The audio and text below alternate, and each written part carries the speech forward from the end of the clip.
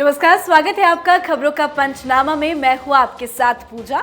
हम लेकर आए हैं देश और दुनिया की 5 बड़ी खबरें, जिस पर चर्चा के लिए मेरे साथ स्टूडियो में मौजूद है कैपिटल टीवी के editor in chief doctor Manish Kumar. Doctor साहब, बहुत बहुत स्वागत है आपका। धन्यवाद। सबसे पहले नजर हेडलाइंस पर। G20 में पीएम मोदी का बजा डंका। Joe Biden, Rishi Sunak, Emmanuel Macron से पीएम मोदी की खास मुलाकात। यूएन को लगाई लताड़, साथ ही दुनिया को दिया शांति का संदेश। गुजरात चुनाव को लेकर कांग्रेस ने जारी की 40 स्टार प्रचारकों की लिस्ट। सोनिया गांधी, राहुल गांधी, प्रियंका गांधी के साथ कन्हैया कुमार की हुई मेगा एंट्री। लिस्ट से कई बड़े नेता का नाम गायब। बिरसा मुंडा की जयंती आज। पीएम मोदी ने बिरसा मुंडा को उनकी जयंती पर दी श्रद्धांजलि। बताया देश का महान सपूत। आज के दिन को मोदी सरकार ने जनजातीय गौरव दिवस किया घोषित। सत्येंद्र जैन को वीवीआईपी सुविधा देने वाले तिहाड़ के जेल अधीक्षक अजीत कुमार सस्पेंड, दिए गए जांच के आदेश। दिल्ली के एलजी का बड़ा एक्शन। श्रद्धा हत्याकांड में आरोपी आफताब का बड़ा कबूलनामा। पुलिस से कहा, yes I killed her. Case में पुलिस हाईटेक तरीके से जुटाएगी सबूत। होगी फॉरेंसिक और साइंटिफिक इन्वेस्टिगेशन।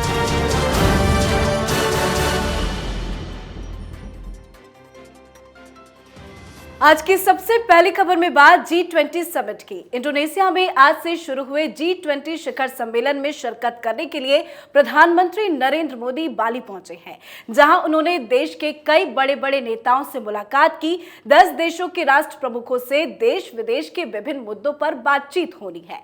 पीएम मोदी ने आज अपने संबोधन में संयुक्त राष्ट्र संघ पर इशारों ही इशारों में तंज कसा। उन्होंने साफ कहा कि दुनिया की समस्या से निपटने में यूएन असफल रहा है। साथ ही कहा, रूस और यूक्रेन के बीच जारी जंग से दुनिया को काफी नुकसान हुआ है। पीएम ने दोनों देशों से युद्ध विराम करने की अपील भी की है। G20 का मंच यूएन को कितना बड़ा पंच। देखिए, प्रधानमंत्री मोदी ने आज साबित कर दिया कि वो वाकई एक ग्लोबल लीडर हैं। उन्होंने यूक्रेन और रूस के बीच चल रहे वॉर के ऊपर जो शांति संदेश दिया और जिस तल्खी के साथ इंटरनेशनल इंस्टीट्यूशंस और मैकेनिज्म के ऊपर हमला किया, वो वाकई काबिल तारीफ है। कोई दूसरा देश, कोई दूसरा मुल्क इस चीज़ को कहने में डरेगा कि आप पूरी दुनिया, खास करके यूरोप और अमेरिका की तमाम कंट्रीज़ के खिलाफ जाकर के आप इस तरह की बातें कह रहे हो। हालांकि ये बयान आने का मतलब ये भी है कि प्रधानमंत्री मोदी इस दौरे के फौरन बाद मॉस्को जा रहे हैं और ये बताया जा रहा है कि शायद भारत की एक भूमिका मध्यस्थता की हो सकती है यूक्रेन और रूस के बीच। खैर, ये बातें तो अपनी जगह पे है। प्रधानमंत्री मोदी अपने आप को एक ग्लोबल लीडर की तरह तो साबित कर ही चुके हैं, लेकिन जिस हिसाब से इंडियन कम्युनिटी ने बाली में उनका स्वागत किया, मैं सुन रहा था कि लोग वहाँ पे 18-18 घंटा कार से चल के वो वहाँ पहुँचे हैं प्रधानमंत्री के स्वागत के लिए।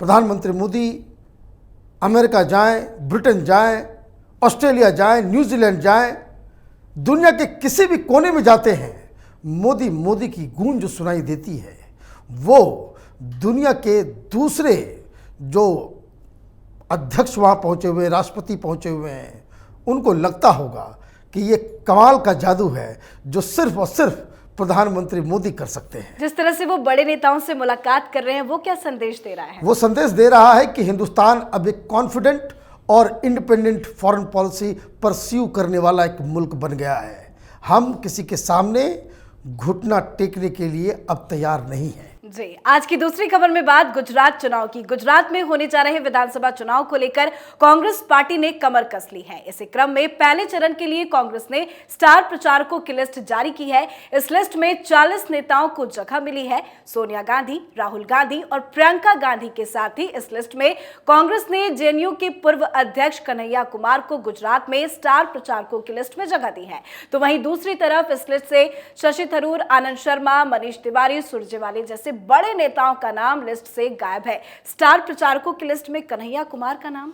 देखिए, कांग्रेस पार्टी टुकड़े टुकड़े गैंग की लीडर बन गई है। अब अगर कांग्रेस पार्टी में किसी के पास भी जरा सा भी अक्ल होता तो कन्हैया कुमार का नाम नहीं होना चाहिए था।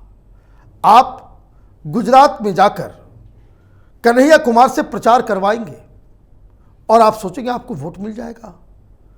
जो व्यक्ति जिसके ऊपर आरोप है कि ये जेएनयू का जब वो अध्यक्ष था उसके नाक के नीचे जेएनयू के अंदर भारत तेरे टुकड़े होंगे इंशाअल्लाह इंशाअल्लाह के नारे लगे और नारे लगाने वालों को इन लोगों ने डिफेंड किया।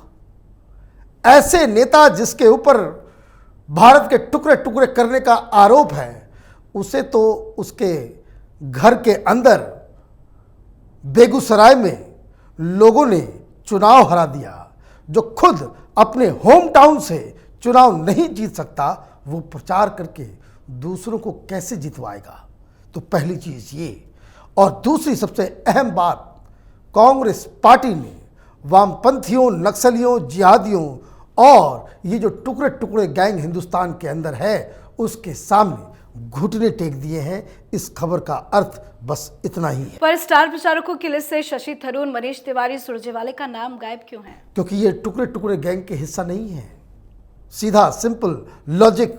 आप इस तरह की बातें कह देंगे कि राहुल गांधी के बाद अगर कोई सबसे पॉपुलर लीडर है तो वो कन्हैया कुमार है, तो उसको अध्यक्ष क्यों नहीं बना दिया? दोनों ही चीजें एक साथ नहीं चलती। जी, तीसरी खबर में बात आज के खास दिन की। बिरसा मुंडा की जयंती है आज। भगवान बिरसा मुंडा की जयंती हर साल 15 नवंबर को मनाई जाती है। इसी दिन साल 2000 में झारखंड राज्य का गठन भी हुआ था। इस खास मौके पर पूरे देश भर के कई मंत्रियों ने ट्वीट कर श्रद्धांजलि दी है।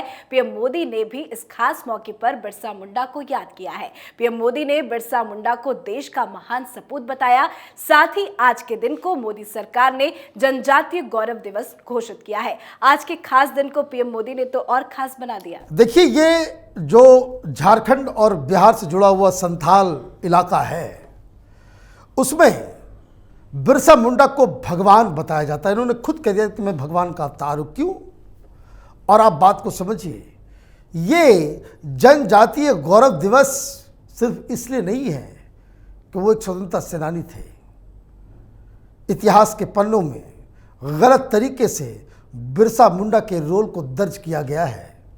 इनकी पहली जो लड़ाई की शुरुआत हुई थी वो क्रिश्चियन मिशनरियों के साथ। जब वहाँ के आदिवासियों को क्रिश्चियन मिशनरीज आकर के कन्वर्ट करना शुरू किया, इन्होंने मार भगाना शुरू किया और इनकी सारी लड़ाई अंग्रेज की सरकार नहीं बल्कि क्रिश्चियन मिशनरीज के साथ थी। दो व्यक्ति इस इलाके में जिनके स्ट्रगल को सुनहरे अक्षरों में होना चाहिए था, इतिहास की किताबों ने भुला दिया।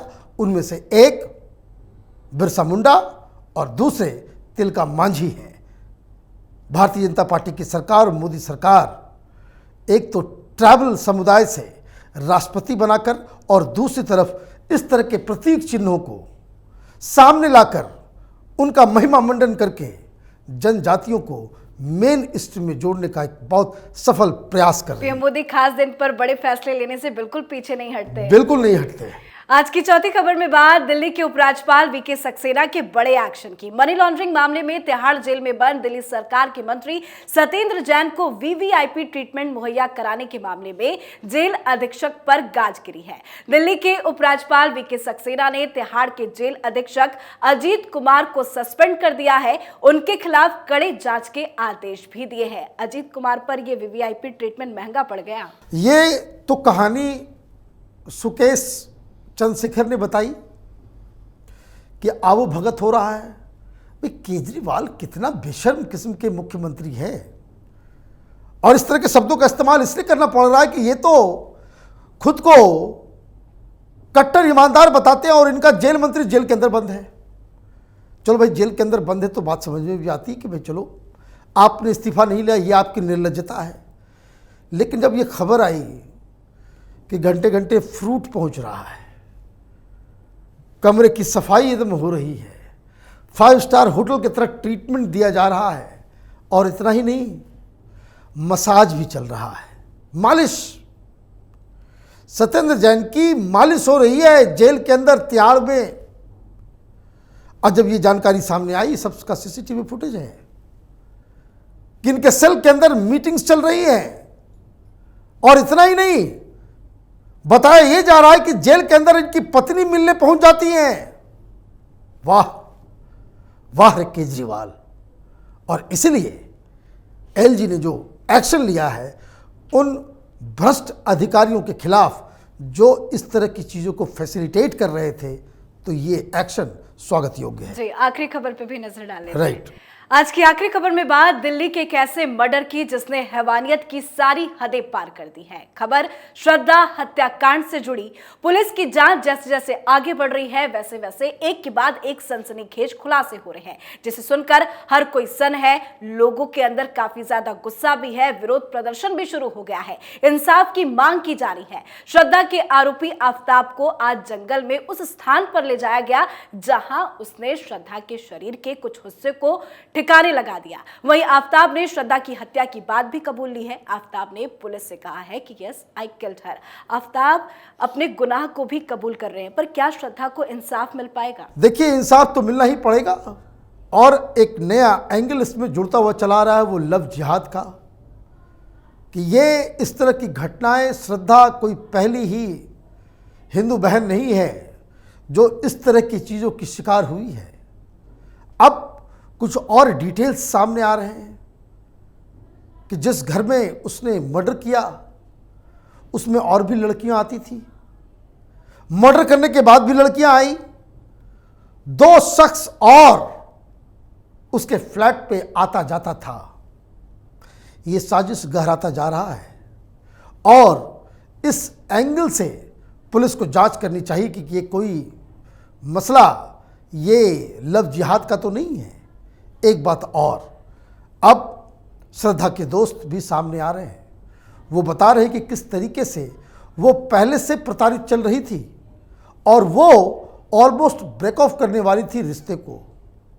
लेकिन ज़रा श्रद्धा के परिवार वालों को के बारे में सोचिए कि जिससे वो जिद कर, लड़कर, अपने पिता को छोड़कर वो इस लड़के के साथ रहने चली गई। कितना गलत फैसला था। ये घटना हिंदुस्तान की हर यंग लड़के और लड़कियों को ध्यान में रखना चाहिए। आपके माँ बाप आपके दुश्मन नहीं होते। आपकी चॉइसेस, उसका रिस्पेक्ट है, लेकिन जीवन के कुछ ऐसे फैसले होते हैं जिसमें माँ बाप को भी आपको जगह देनी चाहिए। जी, बहुत बहुत धन्यवाद बातचीत के लिए। धन्यवाद। खबरों का पंचनामा में आज के लिए फिलहाल इतना ही। देश विदेश की बाकी खबरों और उनकी सटीक एनालिसिस के लिए देखते रहिए कैपिटल टीवी। हमें लाइक कीजिए, शेयर कीजिए और कैपिटल टीवी को सब्सक्राइब कीजिए। नमस्कार।